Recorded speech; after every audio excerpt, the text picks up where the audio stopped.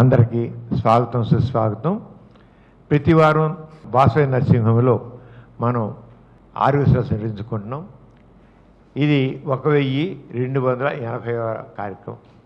గత 24 సంవత్సరాలుగా మనం ఈ కార్యక్రమం ఏమాత్రం కూడా ఆపకుండా నిరాటంగా జరుగుతున్నది. కరోనా టైంలో కూడా మనం ఆపలేదు ఈ కార్యక్రమాన్ని. ప్రతి వారం దీన్ని నిర్వహిస్తూ వచ్చాము ఈ ఆరోగ్య సదస్సుల్ని.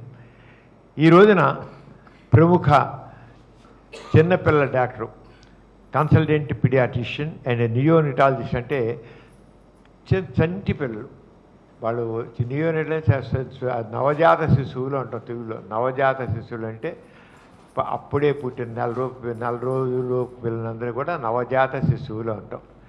ఆ నవజాత శిశువుల స్పెషలిస్టు నవజాత అంటే మామూలుగా పీడియాట్రిషియన్ అంటే అందరి పిల్లలు వస్తారు. వీళ్ళు మెయిన్గా నెల రోజుల పిల్లల్లో పిచ్చి వాళ్ళకి వచ్చే బాధల్ని అన్నిటిని, వాళ్ళకి వచ్చే అనారోగ్యాలన్నింటిని చక్కగా డీల్ చేసేంటి దాంట్లో స్పెషలిస్టు ఆమె డాక్టర్ మేఘన గారు. మేఘన గారు ఆమె ఈ రోజున మనకి కేర్ ఆఫ్ ప్రిమ్యూచ్యూర్ బేబీస్, కొంత పిల్లలు తల్లులు 8వ నెలకే డెలివరీ అయిపోతుంటారు. అలాంటి పిల్లలు కూడా బరువు తక్కువతో పుడతారు. అలా కొన్ని నెల నిండు కూడా పుడతారు, కానీ బరువు మాత్రం చాలా తక్కువ ఉంటారు, చాలా తక్కువ బరువు ఉంటారు. అలాంటప్పుడు ఆ పిల్లల సంరక్షణ ఏంటి? మామూలుగా అయితే 2.5 కేజీలు 3.5 కేజీలు అలా ఉంటారు, చాలా తక్కువ బరువుతో పుడతారు, కానీ నెల నిండి పుడతారు. కొంతమంది నెలలు నిండుకున్నాన్ని 8వ నెలలో 7 నెలల్లో కాన్పైపోతుంటుంది. అలాంటి శిశువు సంరక్షణ ఏమిటి? మామూలు పిల్లలు వేరు, ఈ పిల్లలు వీళ్ళ సమస్యలు వేరుగా ఉంటాయి. వీళ్ళకి ఆ రెస్పిరేషన్ సరిగ్గా డెవలప్, ఏది సరిగ్గా డెవలప్ కాదు. అలాంటి వాళ్ళ సంరక్షణ ఎలా చేసుకోవాలి, ఏమిటి, ఎందుకు ఆ పిల్లలు అలా కొడతారు అనే విషయం మీద ఆమె వాళ్ళు మనకు తెలియజేస్తారు. హాయ్ ఫేస్బుక్ ఫ్రెండ్స్, మీరందరూ రెగ్యులర్గా చూస్తున్నారు. ఇవాళ చాలా ఇంపార్టెంట్ టాపిక్ మీరు వినబోతున్నారు. అంచేత మీరు వినడం కాదు, మీ ఫ్రెండ్స్ కూడా షేర్ చేయండి. అలాగే మీకు ఎవరికైనా డౌట్స్ ఉన్నట్లయితే మరి డాక్టర్ గారు ప్రసంగం అయిపోయాక మీరు పోస్ట్ చేయండి. మీరు తప్పకుండా డాక్టర్ గారి చేత మీకు ఆ సమాధానం ఇప్పిస్తాను. అలాగే ఈ కార్యక్రమం మంగళవారం కానీ బుధవారం కానీ మనకు దీంట్లో మన యూట్యూబ్ ఛానల్స్ ఉన్నాయి కదా, సమరం హెల్త్ ఛానల్లో దీన్ని పెడతాము యూట్యూబ్లో, అప్పుడు కూడా వివరంగా చూడవచ్చు. ఇప్పుడు డాక్టర్ మేఘన గారు మనకి ఈ నెల తక్కువ శిశువుల సంరక్షణ ఏంటి అనే విషయం మాట్లాడతారు. అలాగే కొన్నాళ్ళు కూడా మీరు ఎవరైనా ఏమైనా సందేహాలు ఉంటే డాక్టర్ గారు ప్రసంగం అయిపోయాక అడగండి, తప్పకుండా డాక్టర్ గారి చేత మీకు సమాధానం ఇప్పిస్తాము. నా ఓవర్ టు డాక్టర్ మేఘన్ గారు, కన్సల్టెంట్ పీడియాట్రిషియన్ నియోనాటాలజిస్ట్, ఆవిడ మాట్లాడుతూ కోరుతున్నాను. అందరికీ నమస్కారం అండి. నేను డాక్టర్ మేఘ్నా, consultant paediatrician and neonatologist, Sravanthi hospitals, Vijayawada. So నా గురించి ఆల్రెడీ ఇంట్రడక్షన్ మన సార్ ఇచ్చారు. సో నేను ఫస్ట్ టైం సార్ని ఇలాగ పర్సనల్గా మీట్ అవ్వడం చాలా హ్యాపీగా ఉన్నది, మేడంని సార్ని మీట్ అవ్వడం. సో ఇవాళ యాక్చువల్గా మోస్ట్ ఇంపార్టెంట్ టాపిక్ మాట్లాడడానికి వచ్చాను. అదేంటంటే కేర్ ఆఫ్ ప్రీమెచ్యూర్ అనే పదమే చాలా మనకి కొంచెం ఎంత బేబీ పుట్టడం ఎంత హ్యాపీనెస్ ఇస్తుందో ఆ ప్రీమెచ్యూరిటీ అనేది తీసుకోవడం కూడా చాలా జాగ్రత్తగా తీసుకోవాలి ప్రతి పేరెంట్స్ అనేవాళ్ళు. సో ఎప్పుడైనా ఈ ప్రీమెచ్యూరిటీ అనేది స్టార్ట్ అయ్యేది ఎప్పుడైనా నెలలు తక్కువ పుట్టిన బేబీస్, లేకపోతే తక్కువ వెయిట్, లో బర్త్ వెయిట్ అంటాం. నెలలు తక్కువ ఉన్నది ప్రీమెచ్యూర్ అయినా సరే లో బర్త్ వెయిట్.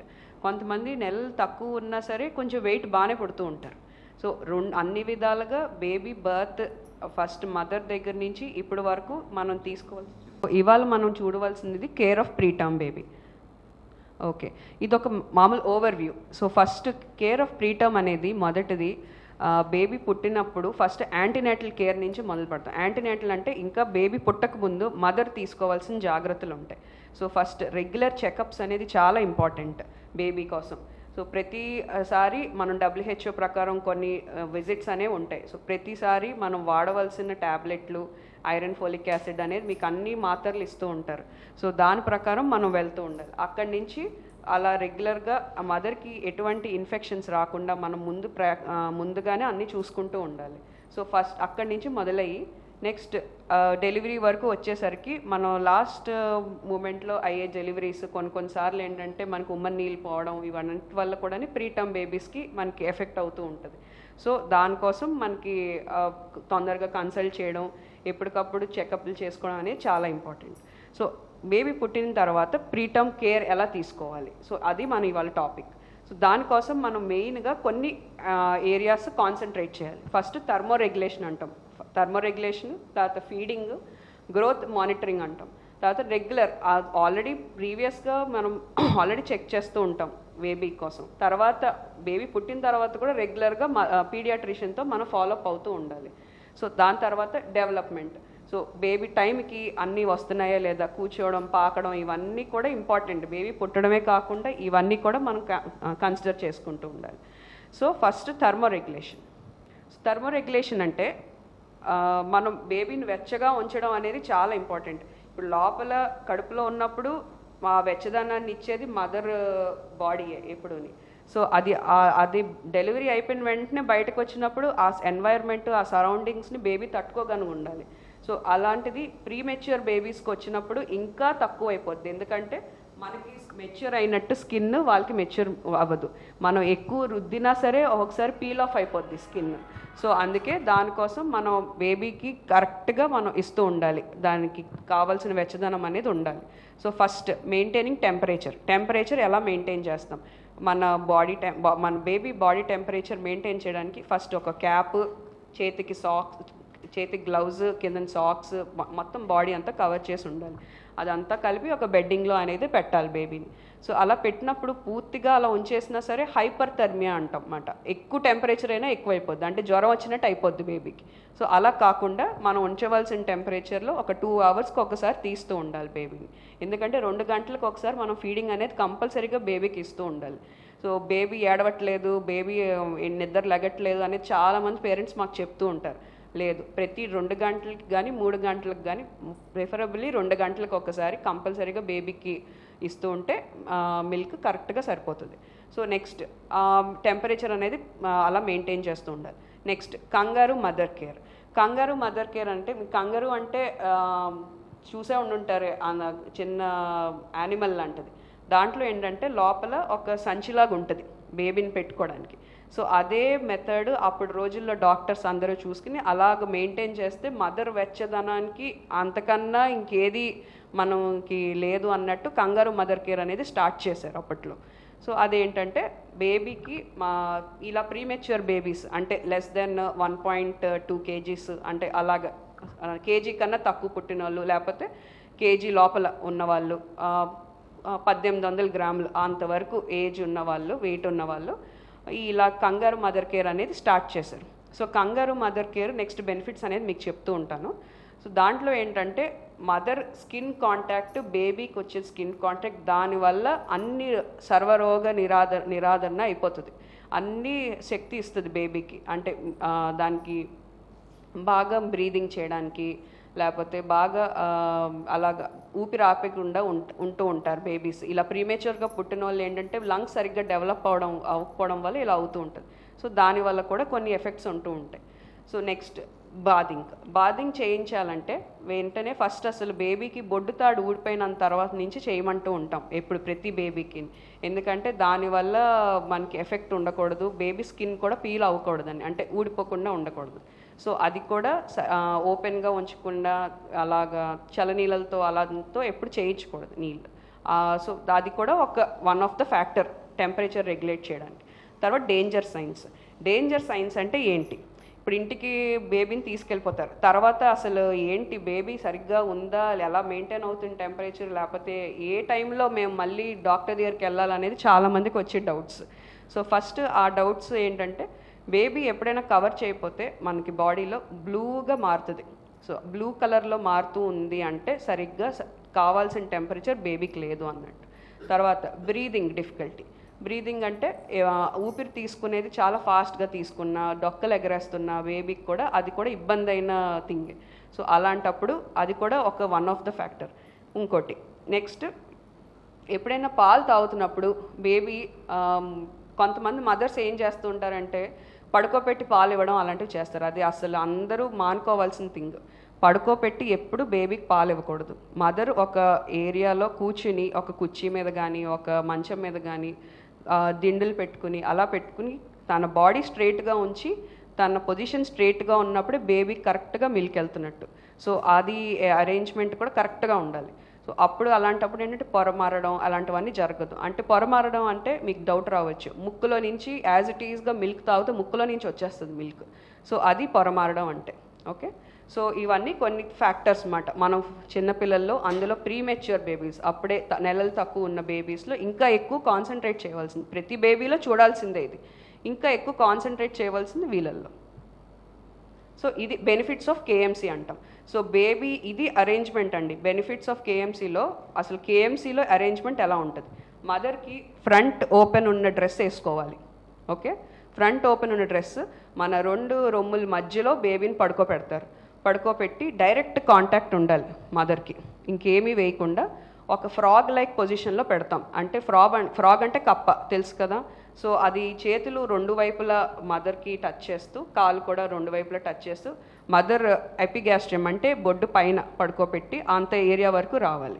సో అలా పడుకోబెట్టి డైరెక్ట్ కాంటాక్ట్లో ఉంచవచ్చు.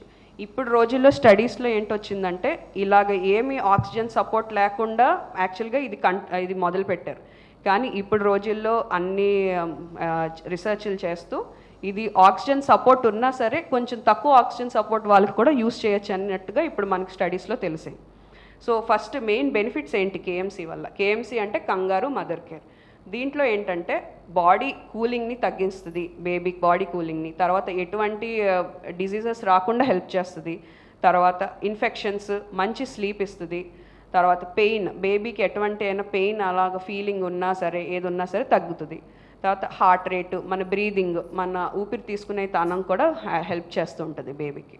సో తర్వాత అన్నిటికన్నా ముఖ్యమైనది మదర్ అండ్ బేబీ బాండింగ్ని బాగా పెంచుతూ ఉంటుంది. ఇలా పెంచుతూ ఉంటే బేబీకి కూడా తొందరగా ఏం డిజీజెస్ రాకుండా హెల్ప్ చేస్తుంది. తర్వాత బ్రెస్ట్ ఫీడింగ్ అంటే తల్లిపాలు ఇవ్వడానికి కూడా తొందరగా హెల్ప్ చేస్తూ ఉంటుంది ఇలాంటివన్నీ.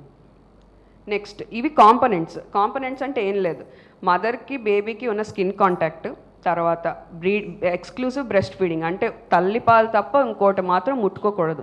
మన ఫార్ములా ఫీల్డ్ అన్నిటి మీద mothers milk is the best milk అని ఇస్తూ ఉంటారు. ఇన్ కేస్ మదర్కి ఏవైనా డిజీజెస్ ఉన్నా లేకపోతే ఇంకేమైనా ఇబ్బందులు ఉన్నా మనం ఫార్ములా మిల్క్ వాడతాం అన్నమాట. సో బట్ ఏదైనా సరే దాని మీద కూడా మదర్కి తల్లిపాలకు ఉన్న ఇది శ్రేష్టత దేని మీద ఉండదు. సో అందరూ అదికైతే గుర్తుపెట్టుకోవాలి.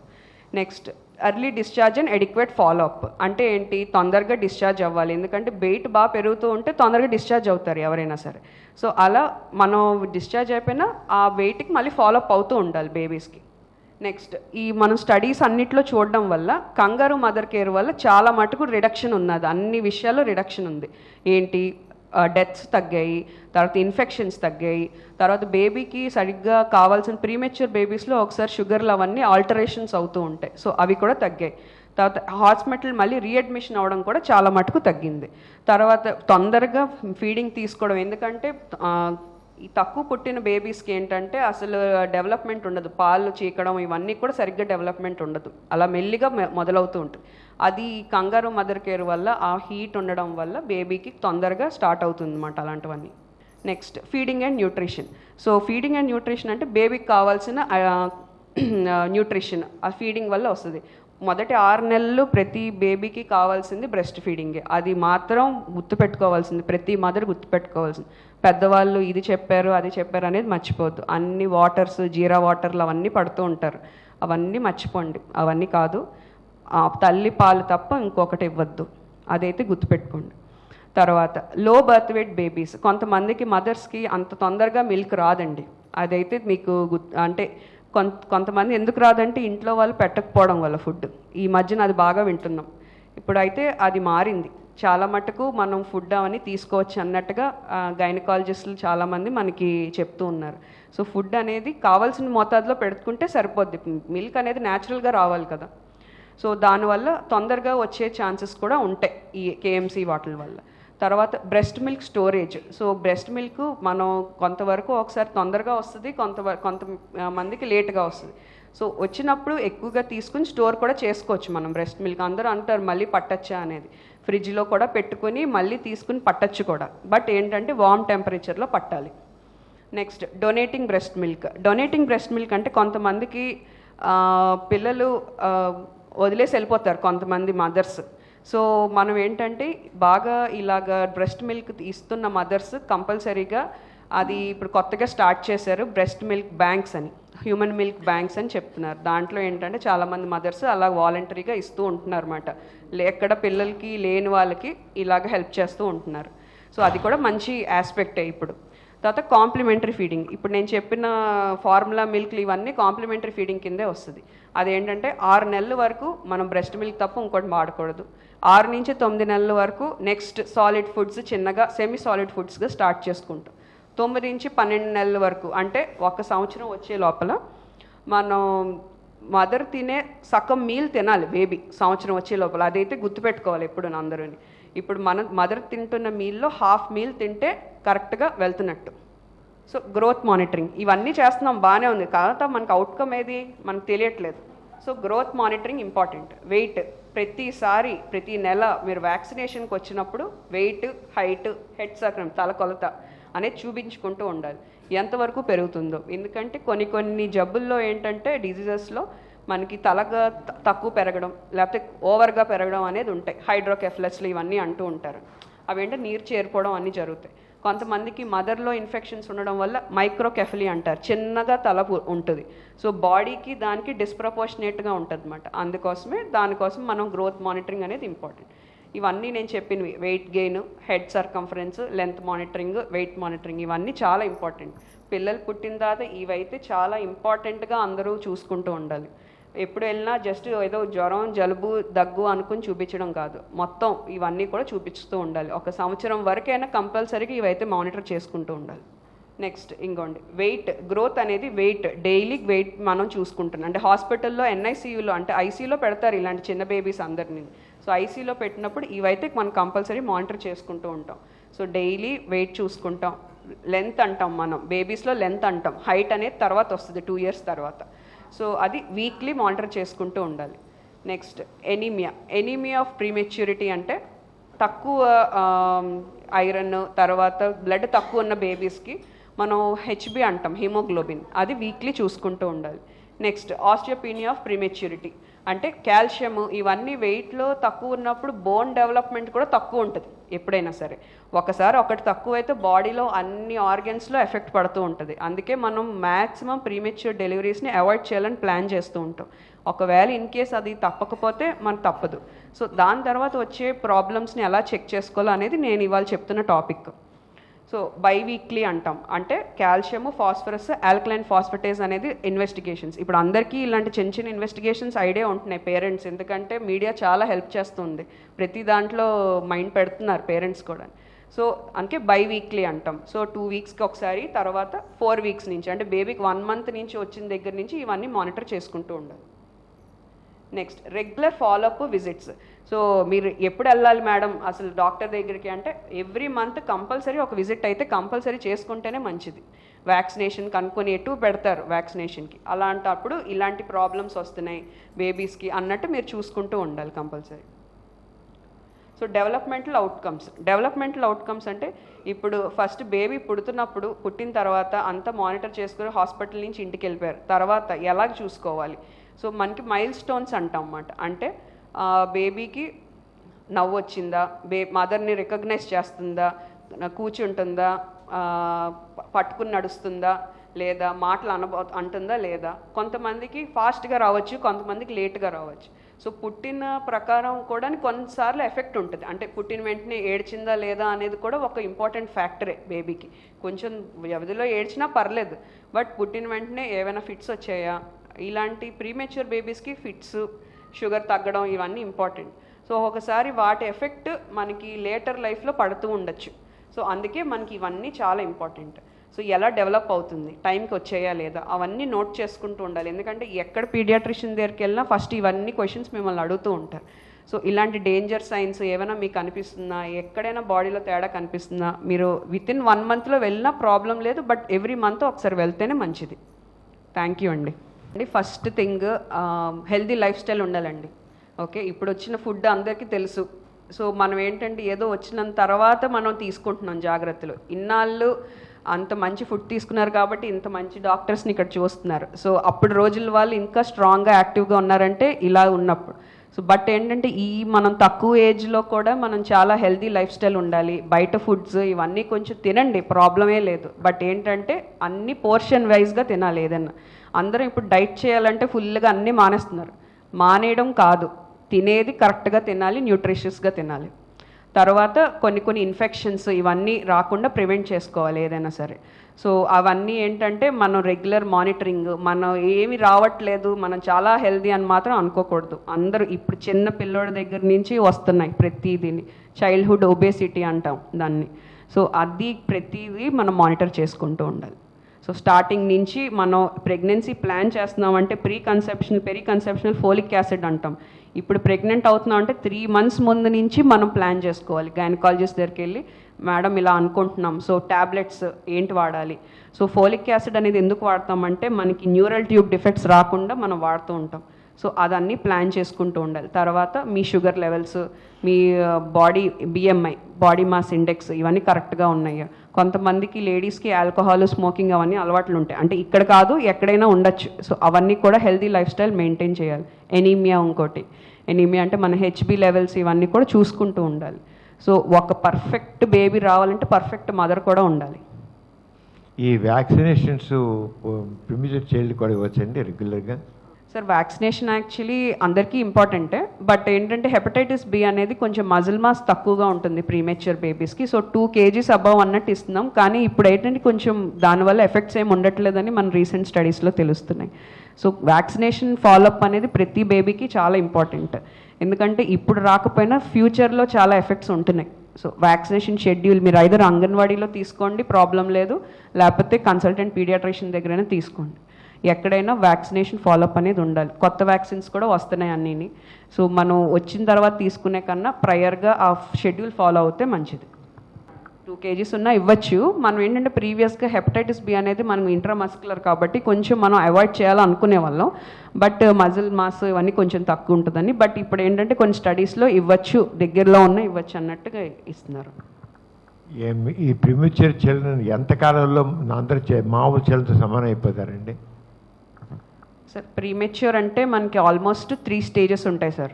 ఒకటి ఏంటంటే లెస్ దెన్ 2.5 kgs అనేది లో బర్త్ వెయిట్ కింద వస్తుంది. Less than 1.5 kgs extremely very low birth weight. Less than 1 kg extremely low birth weight అంటాం. So extremely low birth weight అనేది మోస్ట్ క్రూషియల్ పీపుల్ అన్నమాట. అందరికన్నా ఇంపార్టెంట్ వాళ్ళే. సో ఒక్కొక్కసారి అది మార్టాలిటీ రేట్స్ కొంచెం హైగా కూడా ఉండొచ్చు. సరిగ్గా మేనేజ్, ఒక పర్ఫెక్ట్ NICU అనేది మేనేజ్ చేయాలి, పర్ఫెక్ట్ డాక్టర్ ఉండాలి, రైట్ రౌండ్ ద క్లాక్. వాళ్ళకి అట్లీస్ట్ 3 months అయినా పడుతుంది సార్ నార్మల్గా అవ్వడానికి. సో మన డిశ్చార్జ్ క్రైటీరియా ఎప్పుడు 1.5 kgs అయినా కొంచెం బెటర్ అన్నట్టు ఉంటాం. తర్వాత మదర్ సైడ్ ఇచ్చి మదర్ మిల్క్, మదరే మెయిన్ సార్ ఏదైనా సరే. మదర్ హెల్ప్ చేస్తే బేబీకి, అంటే ఫీడింగ్ కానీ అవి కంగారు మదర్ కేర్ ఇప్పుడు నేను చెప్పినట్టు అవన్నీ చేస్తే ర్యాపిడ్ వెయిట్ గెయిన్ ఉంటుంది బేబీకి. సో మెయిన్ అదొకటి. తర్వాత 1.5 to 2.5 kgs మనం ఫీడింగ్ సప్లిమెంట్స్ కూడా యాడ్ చేస్తూ ఉంటాం ప్రీమెచ్యూర్ బేబీస్కి. ఇప్పుడు 45 years అంటాం వాటిని. ఆ 45 yearsతో పాటు మనం బేబీకి కావాల్సిన additional vitamins supplements, calcium supplements ఇస్తే అది కూడా ఫాస్టర్ వెయిట్ గెయిన్ ఉంటుంది. KMC యాక్చువల్గా మనం ఇప్పుడు కంగారు మదర్ కేర్ నార్మల్గా 4 to 8 hours అలాగే ఇస్తూనే ఉండాలి మదర్. సో KMC అనేది ఓన్లీ మదర్ ఇవ్వకుండా పక్కన అటెండర్స్ కూడా ఇవ్వచ్చు, ఫ్యామిలీ కూడా ఇవ్వచ్చు. సో ఓన్లీ మదర్కి అంత స్ట్రెస్ తీసుకోలేరు ఎప్పుడు, అదర్స్ కూడా they can give. Comparatively 2.5 kgs మనం నార్మల్గా డిశ్చార్జ్ చేసుకోవచ్చు, ప్రాబ్లం లేదు. ఇంకా టర్మ్ బేబీస్ కిందే వచ్చేస్తాయి కాబట్టి ప్రాబ్లం లేదు. కొన్నిసార్లు టర్మ్ IUGR బేబీస్ ఉంటారు. టర్మ్ IUGR అంటే ఇంట్రాయూట్రైన్ గ్రోత్ రెస్ట్రిక్షన్. అంటే 37 వారాలకి నార్మల్గా పుట్టిన వాళ్ళు కూడా కొంచెం మెటర్నల్ ప్రాబ్లమ్స్ ఉన్న వాళ్ళు కూడా ఉంటారు. సో అదేంటంటే అట్లీస్ట్ హైపర్ టెన్షన్ అంటే BPs రావడం, షుగర్స్ ఉండడం, వాళ్ళకి ఏంటంటే వెయిట్ లోపల నుంచి తగ్గిపోతూ ఉంటుంది. సో వాళ్ళకి కొంచెం వెయిట్ గెయిన్ అవ్వడానికి టైం పడుతూ ఉంటుంది, సేమ్ లైక్ ప్రీమెచ్యూర్గా. సో ఈక్వల్గా ట్రీట్ చేయాలి ఇద్దరిని. సో మెయిన్గా ఏంటంటే ఈ KMC అనేది చాలా హెల్ప్ అవుతూ ఉంటుంది. యాక్చువల్లీ ఎప్పుడు ప్రతి మదర్స్కి మేమైతే అది KMC అనేది స్పెషలైజ్డ్ చైర్ కూడా ఉంటుంది. వాళ్ళ మదర్ రెస్ట్ అయ్యి ఇక్కడ బేబీని చెస్ట్ మీద పడుకోబెట్టుకునేది. దీనివల్ల చాలా మటుకు హెల్ప్ అవుతుంది. ఇప్పుడు ప్రిమెచ్యూర్ బేబీస్ బ్రెస్ట్ మిల్క్ సక్ చేయలేరు కదా, వాళ్ళకి ట్యూబ్ ఫీడింగ్ ఇవ్వాల్సి వస్తుందా? బిలో 2 kgs ఉంటే మేడం, యాక్చువల్గా ప్రతి బేబీస్కి మనం ఫస్ట్ వెంటిలేటర్ మీద ఉన్న ఆ ప్రీమెచ్యూర్ బేబీస్ మ్యాక్సిమం ఏడవలేదు అంటే కొంతమంది వెంటిలేటర్ మీద ఉంటారు. సో మనం దానికి కూడా వెంటిలేటర్కి ఒక బండల్ అనేది ఉంటుంది. వెంటిలేటర్ అసోసియేటెడ్ నిమోనియా అనేది ఒక బండల్ అనమాట. ఆ బండల్లో ఏంటంటే కొలెస్ట్రమ్ అంటే మదర్స్ ఫస్ట్ మిల్క్, దాన్ని కూడా మనం బేబీ ఓరల్ ఏరియాలో మనం చేస్తామన్నమాట స్టిమ్యులేట్ చేయడానికి. గట్ ప్రైమింగ్ అంటాం దాన్ని. సో అక్కడి నుంచి హెల్ప్ అవుతుంది బేబీకి. సో నెక్స్ట్ 32 to 34 వీక్స్ ఆ టైంలో ఏంటంటే కోఆర్డినేషన్ అనేది కొంచెం బెటర్ అవుతుంది. బిలో 32 వీక్స్ అంటే అంత కోఆర్డినేషన్ ఉండదు. సో మనం ట్యూబ్ వేసేస్తూ ఉంటాం. ట్యూబ్ వేసి దాని ద్వారా మనం ఓజీ ట్యూబ్ ఓరోగ్యాస్ట్రిక్ ట్యూబ్ ఫీడ్స్ ఇస్తూ ఉంటాం. సో కొంచెం డెవలప్ అయ్యేసరికి ఏంటంటే మనకి ఆ ట్యూబ్ తీసేసి సక్కింగ్ కొంచెం అలవాటు చేస్తూ మిగతా టైంలో ఏంటంటే మనం పెలడే ఫీడ్స్, మనం ఉగ్గిన్లు అంటాం, ఉగ్గిన్లతో ఇస్తూ ఉంటారు బేబీస్కి. కొంచెం అప్పుడు ఏంటంటే వాళ్ళు సక్ చేయడం అనేది హెల్ప్ అవుతూ ఉంటుంది. తర్వాత ఉగ్గిన్ దగ్గర నుంచి మధ్యలో నాన్ న్యూట్రిటివ్ సక్కింగ్ అంటాం. అంటే మదర్ బ్రెస్ట్లో అసలు మిల్క్ ఉండదు, ఉత్తి బ్రెస్ట్ని సక్ చేస్తూ ఉంటాం. ఎందుకంటే మనకి హెల్ప్ అవుతుంది బేబీకి, అంటే ఆ కోఆర్డినేషన్, ఆ లిప్స్ అవన్నీ కోఆర్డినేషన్ అవ్వడానికి. ఆ తర్వాత నుంచి వచ్చేది మన నార్మల్ రెగ్యులర్ సక్కింగ్ చేయిస్తూ ఉంటాం. సో అప్పటికి ఓవరాల్గా బేబీకి డెవలప్ అవుతూ ఉంటుంది. ఓవరాల్గా మొత్తం ఆ మౌత్, లిప్స్ అన్ని కోఆర్డినేషన్ డెవలప్ అవుతూ ఉంటుంది. ఎవరికైనా డౌట్స్ ఉన్నాయా? మీ అందరి డౌట్స్ మేము అడిగాం, మీరు అడగట్లేదు. అదే మార్గారు డాక్టర్ మేఘనా గారు చాలా చక్కగా చెప్పారు. నెలలు నిండకుండా పుట్టే పిల్లలు ప్రిమెచ్యూర్ బేబీస్ అంటే మనకి 9 నెలలు వచ్చి 9వ నెల వచ్చి కనీసం 20 రోజులైనా అవ్వాలి. 20-25 రోజులు అవ్వకుండా చాలా తొందరగా 7వ నెలలోనూ 6 నెలలు నిండేసరికి అలా పుట్టేస్తూ ఉంటారు. అటువంటి పిల్లల్ని ఎలాగ చూడాలి? లేకపోతే నెలలు నిండినా వెయిట్ తక్కువగా పుడతారు, అంటే 2 kgs కాకుండా ఇంకా తక్కువ. అటువంటి పిల్లల్ని ఎలా చూడాలి అన్న విషయం గురించి డాక్టర్ గారు మాట్లాడారు. ఇదివరకు రోజుల్లో అయితే ఇటువంటి పిల్లలు అసలు బతికేవాళ్ళు కాదు. ఇప్పుడు అటువంటి పిల్లలు బతుకుతున్నారు. ఎందుకంటే మెడికల్గా మనకి చాలా అడ్వాన్స్ అయిపోయింది. ఇట్లాంటి పీడియాట్రిషియన్స్ అందరూ ఉండి ఆ పిల్లల్ని ఇంక్యుబేటర్లో పెట్టి వాళ్ళు బతికేట్ చేస్తున్నారు. ఇవన్నీ డాక్టర్ గారు చెప్పారు. డాక్టర్ గారు మీకు చాలా థ్యాంక్స్ అండి. చాలా చక్కగా చాలా విషయాలు చెప్పారు డాక్టర్ గారు. మీ అందరికీ బాగా అర్థమైంది అనుకుంటున్నాను. మళ్ళీ వచ్చే వారం అంటే 31వ తారీఖు అదేంటంటే ఐ డొనేషన్ వీక్ ఇవాళ రేపు నుంచి మొదలవుతుంది. 25 నుంచి సెప్టెంబర్ 8వ తారీఖు దాకా. ఐ డొనేషన్ అంటే ఎవరు మీ కళ్ళు పీక్కుపోరు. అది మనం చనిపోయిన తర్వాత మన కళల్లో నల్లగుడ్డు ఉంది, కార్నియా, దాన్ని తీసుకుంటారు. అది ఫోర్ట్నైట్ కింద నడుపుతున్నారు, ప్రపంచమంతా నడుపుతారు ఇది. అంచేత దాని విషయం గురించి డాక్టర్ సమరం గారు చెప్తారు. వచ్చే వారం మనం కలుద్దాం. Thank you very much. దీంతో ఈ సమావేశం ముగుస్తుంది. Thank you. ఈ కార్యక్రమం మీకు ఎంతో నచ్చింది కదా? ఇటువంటి మరిన్ని వీడియోల కోసం అనతి కాలంలోనే 20 కోట్ల వ్యూస్ సాధించిన సమరం ఛానల్ సమర్పించు సమరం హెల్త్ ఛానల్కు సబ్స్క్రైబ్ చేయండి, లైక్ చేయండి, మీ ఫ్రెండ్స్కి షేర్ చేయండి. అలాగే ప్రక్కనున్న గంట సింబల్ని ప్రెస్ చేయడం మర్చిపోకండి. Please download Samaram Channels app from Google Play Store and watch your favorite channels. Click the bell icon and subscribe to the channels.